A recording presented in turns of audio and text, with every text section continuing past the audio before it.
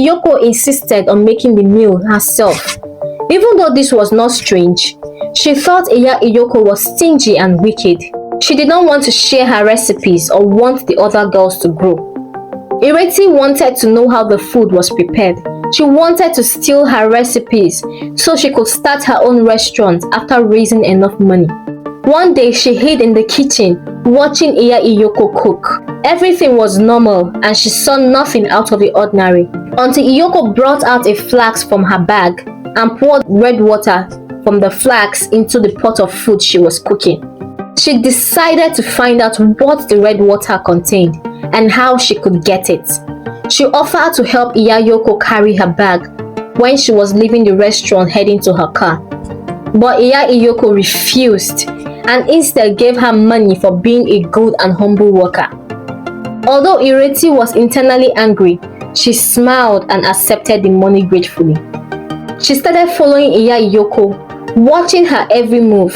One night, while she was sleeping in the room she shared with other girls who worked at the restaurant, she heard a noise outside her door. She tiptoed outside and saw Iyoko carrying the trash basket they left outside their door. She was surprised.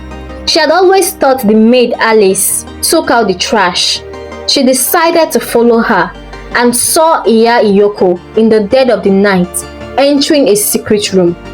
She opened the door slightly and saw Iyoko taking out the used parts from the trash can and washing the blood out into a pot. Ireti's curiosity turned to horror as she realized the dark magic behind Iyoko's success. Ireti saw this as a golden opportunity and she had to act quickly and carefully. She secretly gathered evidence documenting Iyoko's dark practices. Ireti also noticed that the girls were not just getting really sick and thin. Those ones whom Iya Iyoko claimed went back to the village, their clothes and luggages were in the storeroom. She was confused.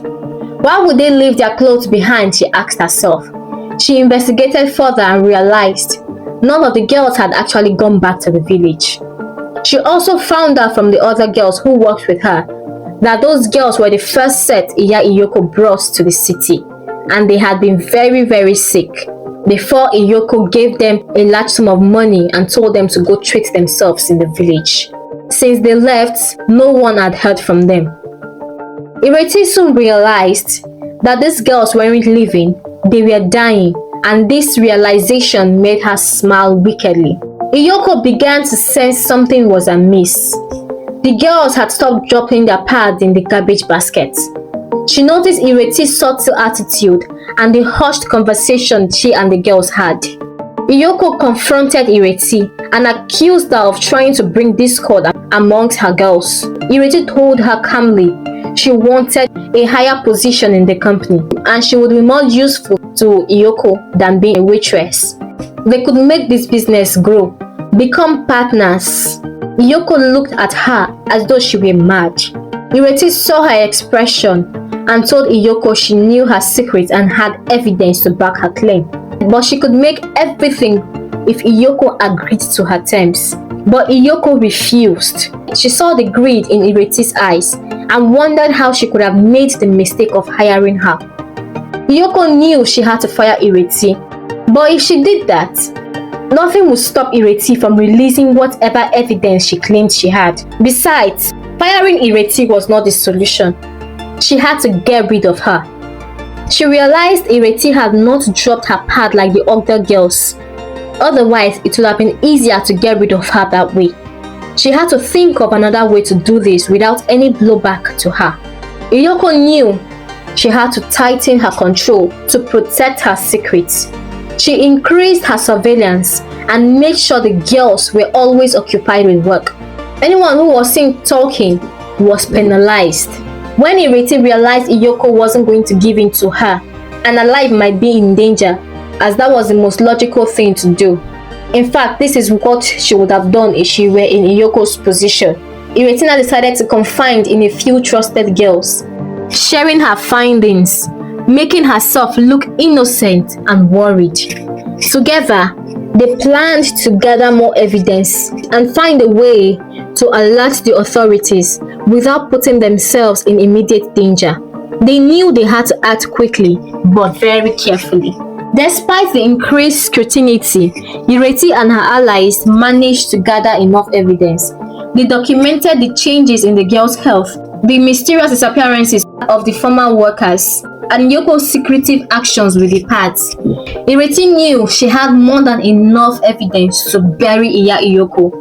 Ireti wanted to teach Iya Iyoko a lesson for not accepting her proposal. She wanted to bring her to her ruins. Iya Iyoko thought she was untouchable with all her connections. She would show her, she said to herself. She made the other girls her allies, and they managed to slip some of the evidence they had to a local journalist who was looking for a big break.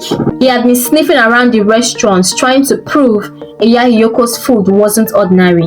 The journalist was shocked by the findings and decided to investigate further. He discreetly interviewed the girls who worked at Iya Iyoko's restaurant and verified their stories, gathering more proof of Iyoko's dark deeds. The journalist's articles brought more attention to Iyoko's restaurant. Customers started noticing the deteriorating health of the girls and whispered about the possible reasons, about the huge patronage and their obsession over her food. The journalist published a series of articles hinting at the dark practices without revealing everything. The public was intrigued and horrified by the articles. Speculation grew, and people began to avoid Iyoko's restaurant. Politicians and high-profile customers distanced themselves from Iyoko, fearing their association with her might tarnish their reputations. Iyoko publicly denied all allegations, claiming they were the work of her jealous competitors. She tried to maintain her facade of innocence and continued to run her restaurant, but the damage was done. The trust she had built with her customers was crumbling. Ireti knew it was time for a final and decisive blow. She gathered the girls and they presented their evidence to the authorities. The police launched a raid on Iyoko's restaurant and residence, uncovering the horrifying truth. The used parts, the rituals, and the secret room where Iyoko stored her ingredients were all exposed.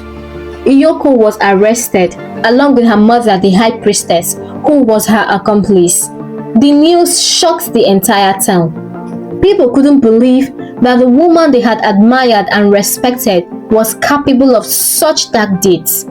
The story spread quickly, shaking the foundations of the community. The trial was a spectacle. The evidence presented was damning, and testimonies from the girls sealed Iyoko's fate.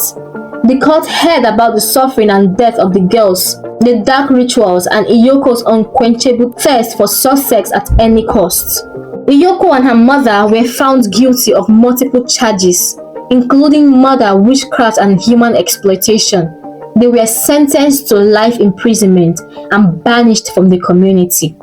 The public's outrage was palpable, and justice was served. With Iyoko and her mother gone, the community began to heal. The girls who had survived Iyoko's reign of terror received counseling and support. The village where Iyoko had recruited the girls was also giving aid to prevent such exploitation from happening again. Ireti emerged as a hero. Everyone praised her for her bravery and intelligence. She continued to work at the restaurant, which was now under a new management, her own. Ireti's life improved drastically as she took over Iya Iyoko's assets that were not seized. She now had the means to pursue her own dreams. She was now the boss. But no one wanted to be near the restaurant. She had no customers, and this made her sell the restaurant. Instead of giving the proceeds to the owner, which is Iya Iyoko, she took the money and opened her own restaurant in another part of town. In prison, Iyoko's mother reflected on her actions. She realized that her teachings had led Iyoko down the dark path. The high priestess felt deep regret for the pain she had caused and the destruction of her own daughter's life. Iyoko too had time to reflect in prison. She came to regret the choices she had made and the people she had harmed. She tried to seek forgiveness from the families of the girls who had died, but none of them forgave her. She dedicated her time in prison helping other prisoners find redemption. With Iyoko and her mother incarcerated, Ireti was free to enjoy the money she did not work for. She sat in the office of her new restaurant, holding a glass of champagne in her hand, smiling to herself. If only Iya Iyoko had not been so greedy, wanting to keep all the money and connections to herself, and had brought her in when she was trying to be humble and helpful. They would have been partners and expanded to other states in the country and eventually the world. No matter, now she could do it all by herself, she smiled.